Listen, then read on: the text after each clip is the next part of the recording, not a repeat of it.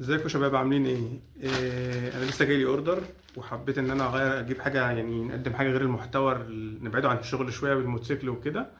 فحابب افتحه معاكم وافرجكم ايه ده وانا جايبه ليه اصلا. انا بصراحه ما بيجيليش اوردرات كتير يعني، فحبيت ان انا ايه لما يجي لي اوردر حبيت احساس ان انا افتحه معاكم ده. نخلي فيه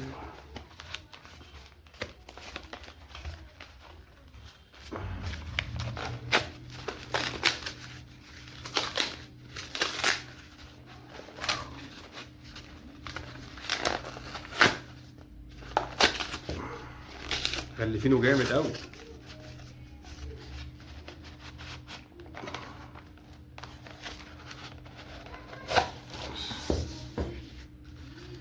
ده كرياتين اسمه انابوليك دراجون. الكرياتين ده انا مش اول مره استخدم الكرياتين اصلا.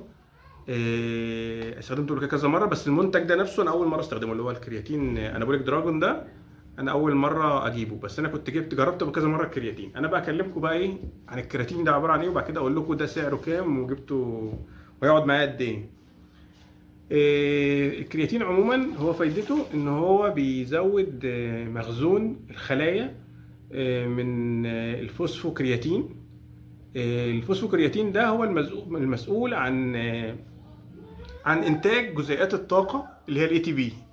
اللي درس بقى الفلك الاحياء في ثانويه عامه دوره كريبس. وجزيء اي تي بي، جزيء اي تي بي ده وحده الطاقه في الجسم كله، يعني اي طاقه جسمك بينتجها عن طريق جزيء الاي تي بي.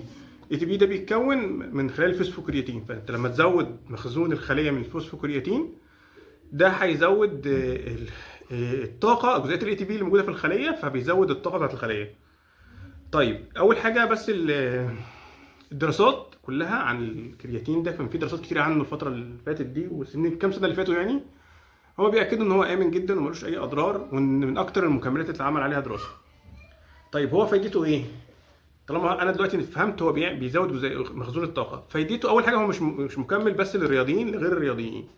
طبعا انتوا هتقولوا ايه ده، ما يعني انا كل شويه اطلع لكم بمكمل غذائي وكده. بصراحه انا بحب السبلمنت وبحب ان انا كل فتره استخدم مكمل مختلف. فتره بستخدم العسل وغذاء الملكات ومش عارف ايه، مره استخدم مالتي فيتامين، مره كرياتين. المشكله ان انا اولا انا من الناس اللي بتتاثر قوي بالمكملات، بس وبحس بتاثيرها بسرعه. بس في نفس الوقت انا بقعد فتره بستخدمها ببدا اعتاد عليها ومبقاش حاسس بتاثيرها، فبحب ان انا اغير من وقت للتاني، وما بحبش اثبت على نوع مكمل غذائي واحد. هم حاجات متفرقه مش مرتبطين ببعض، بس اغلبهم بيدعم الطاقه والمجهود والشغل الكتير. انا بحاول ان انا دايما اغلب يومي تقريبا شغل، سواء المكتب الصبح او شغل بالموتوسيكل بالليل، فدايما بدور على الحاجات اللي بتدعم الطاقه. طيب انا الكرياتين ده لو لحد الغير رياضي، هو اصلا بالنسبه بتستخدمه بتاع الجيم، بس هو ليه فوائد كتير لغير الرياضيين. في ناس كتير مش رياضيين بيستخدموه. لما بيزود مخزون جزيئات الطاقه، المخ بيحتاج كميه كبيره من الاي تي بي اللي هي جزيئات الطاقه دي. فانت لما تزود المخزون ده هيساعدك في التزويد، في زياده التركيز واليقظه، وان انت لو بتتعرض لمجهود ذهني جامد ولفترات طويله، ده هيزود قدرتك على ان انت تتحمل ان انت تقعد تشتغل وتبقى تجهد ذهنك بشكل، يعني في شغل او حاجه زي كده فتره طويله. بالاضافه ان هو بيزود قدره الجسم كلها على التحمل والطاقه. يعني انت ممكن تقعد تشتغل مثلا لفتره طويله، تعمل مجهود بدني لفتره طويله وما تحسش بده، لان انت باستمرار عندك طاقه، خليها فيها طاقه. غير كده كمان هو مناسب للناس اللي عدت ال 30. الانسان بعد ما بيعدي ال 30 بيبدا لوحده بيبدا جسمه يفقد الكتله العضليه، لو هو مش بيتمرن او حاجه زي كده بيبدا يفقد الكتله العضليه بتاعت الجسم. فهو بيحافظ على استمرار الكتله العضليه. تلاقي الناس اللي عواجيز تلاقي جسمهم بيبدا يترهل والعظم يبقى باين واللحم ده بيبقى طري، بتلاقي كده يبدا يقل. فهو طبيعه الجسم ان بيحصل بعد ال 30 او ال 35 لما يعدي ال 40 مثلا بيبدا الجسم بيبقى المعدل الهدم اقل من البناء. ده بيحافظ على الكتله العضليه. طيب بيفيد على ايه تاني؟ طبعا بيقوي الاعصاب. في دراسات بتقول كده ان هو بيحافظ على الاعصاب. وغير كده كمان بيحافظ على على الذاكره، ان هو بيقلل الشيخوخه والزهايمر. دي كلها دراسات. هو معمول عليه دراسات كتير، بس في دراسات كتير بتاكد الكلام ده. طيب هو تاثيره على الرياضيين، طبعا انت لما يكون الخلايا دلوقتي مشحونه بالطاقه، تكون بتتمرن ولا حاجه بتلعب جيم، الطاقه بتبدا تخلص، اللي هي الطاقه السريعه اللي انت وانت بتتمرن محتاجها. ده بيديك مخزون جامد، بيخليك تزود عدد عدات اكبر، بيحسن ادائك طبعا، بيحسن الاستشفاء، ان انت لما بتتمرن بتحتاج استشفاء تاني يوم وكده، فده بيحسن الاستشفاء. وطبعا من ضمن مميزاته قوي اللي بتبهر الرياضيين، ان هو لما يزود مخزون الطاقه من الخليه بيبدا يسحب الميه في الخلايا، فتبدا حجم الخلايا تزيد، فيبدا يظهر الشكل العضلي بتاعه كبير.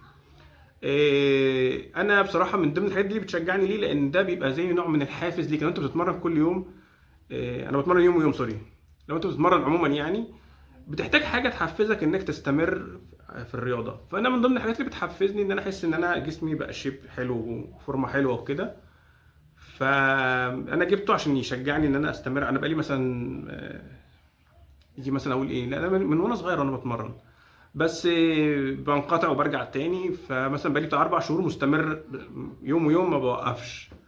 فجيت لقيت نفسي بدات ان انا يعني حاسس ان انا هقطع شويه، جبته عشان يشجعني على التمرين. العبوه دي انا جبتها عبوه كبيره، بتبقى اقتصاديه شويه. دي عامله 800 بالشحن، عامله 890، دي تكفي 7 شهور. يعني الشهر تقريبا ب 133 جنيه. هي فيها سكوب علبه كده، كوبايه صغيره. السكوب ده 3 جرام. الجرعه الامنه للكرياتين من 3 ل 5 جرام. انا بستخدم 3 جرام، مش بحب ان انا استخدم الحاجه بكميه عاليه لو في قلق منها ولا حاجه، فايه بفضل ان انا استخدم السكوب الصغير يعني. إيه، انا ما استخدمتش النوع ده قبل كده، بس انا يعني هستخدمه لاول مره. حابب ان انا اوريكم تاثيره على الكتله العضليه. طبعا انا لسه ما استخدمتوش، فده شكل هفرجكم عضله الباي قبل ما انا استخدمه. ده بصوا، ده كده بتمرن طبيعي من غير اي من غير اي مكملات ولا اي حاجه. هوريكم بالظبط شهر ومنظر الشكل العضله الباي بعد الشهر ده هيبقى عامل ازاي. يعني انا دلوقتي كده ده كده من غير كرياتين. اتفرجوا بقى كمان بالظبط شهر، واتفرجوا على منظر العضله دي ازاي. لو انتم مهتمين ابعتوا لي بس اكتبوا لي في الكومنتات ان انتوا نفسكم تشوفوا تاثير الكرياتين ايه بعد شهر، وانا بعد شهر كمان هصور فيديو تاني واوريكم فرق الفورمه على جسمي عامل ازاي. بس ويلا سلام.